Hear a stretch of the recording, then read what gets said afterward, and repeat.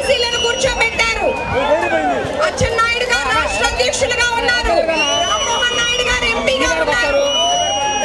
యనమల రామకృష్ణుడు గారు, అయ్యన్న పాత్రుడు గారు, కొల్లు రవీంద్ర గారు, పంచుమర్తి అనేక మందికి బీసీలను పెద్దపీట వేశారు.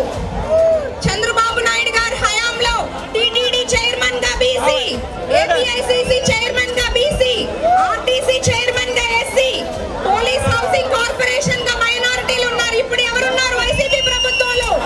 అంతా వారు సొంత వారిని ఉంచారు. చంద్రబాబు నాయుడు గారు ఆర్థికంగా బడుగు బలహీన వర్గాలను ప్రోత్సహిస్తూ పారిశ్రామికవేత్తలను చేశారు. సొంత ఉపాధి కోసం రుణాలని అందజేశారు. అలాగే స్థానిక సంస్థల్లో రిజర్వేషన్లో వాళ్ళకి చోటించి ఎంతో గౌరవంగా ఉన్నారు. మహిళలు కూడా ఆర్థికంగా ఎదగాలి. 20-30 వేల నెలకి సంపాదనగా ఉంటూ వారికి ఒక వృత్తుల జాబితాను తయారు చేస్తున్నాము. వారికి శిక్షణ ఇస్తూ వారికి చేతనైన వృత్తుల్లో అన్ని పరికరాలు సమకూరుస్తాము. తెలుగుదేశం, జనసేన, బీజేపీ కూటమి బడుగు బలహీన వర్గాల అభివృద్ధి లక్ష్యంగా పనిచేస్తుంది.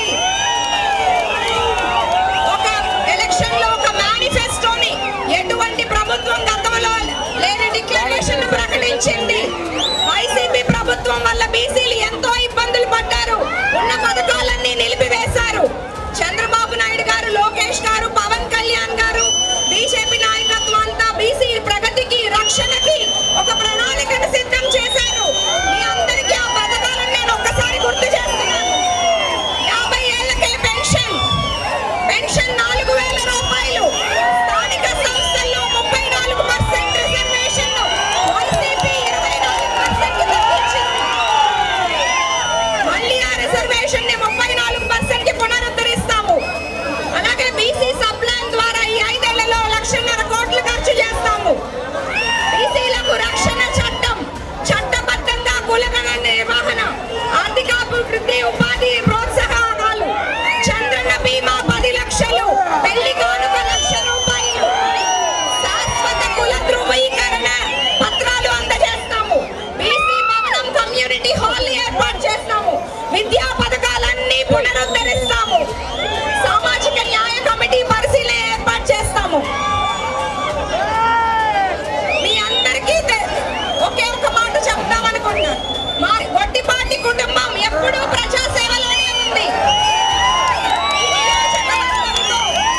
విడదీయలేని సంబంధం ఉంది. అలాగే మాగుంట గారి కుటుంబం ఎప్పుడూ ప్రజాసేవలోనే ఉన్నారు. మా తాతగారు గొట్టిపాటి హనుమంతరావు గారు, మా నాన్నగారు గొట్టిపాటి నర్సయ్య గారు, మా బాబాయ్ గొట్టిపాటి రవి గారు. వారి వారసురాలిగా ఒక మహిళగా వస్తున్నాను.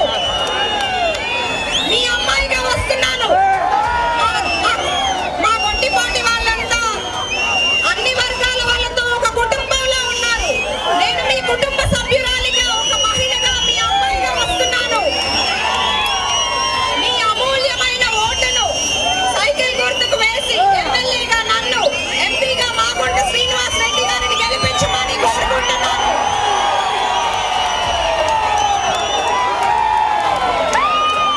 బీసీల పుట్టినిల్లైన తెలుగుదేశాన్ని గెలిపిద్దాం.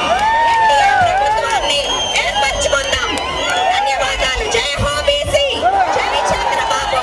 జై పవన్ కళ్యాణ్. జై మోడీ. ఈ సభను ఇంత ఘనంగా ఆదరించి వచ్చిన బీసీ సోదరులందరికీ